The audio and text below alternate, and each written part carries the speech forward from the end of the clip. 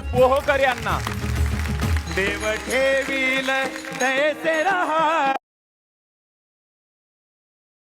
देवेसाठी पाचारण करूया हरिभक्ती परायण पंकज महाराज पोहकर यांना देव ठेवील तैसे रहावे समयाची सादर भावे समयाची सादर भावे. महाराज सांगतात समयाला सादर होणे म्हणजे काय तर आलेल्या परिस्थितीला समोर जाणे.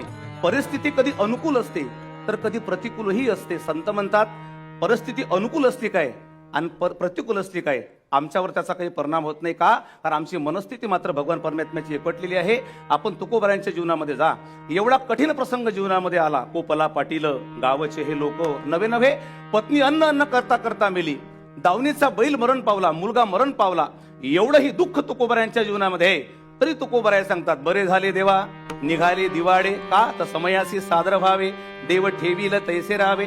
माझ्या जीवनामध्ये जे दुःख आलं ती भगवान परमात्म्याची दिवशी यम येती चालून कोणी दिवशी प्राण जाती घेऊन.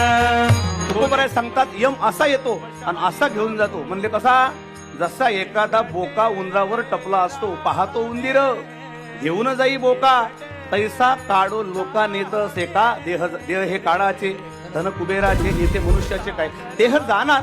बरोबर महाराज म्हणतात एकटं राहावं म्हणजे काय त्याचा नियम असा आहे ती शरीराची होय माती शरीराची होय माती कोणी न येती सांगाती एकटे राहावे. आता बघता बघता तो येण्यापूर्वी मला भगवान परमात्मा भेटला पाहिजे.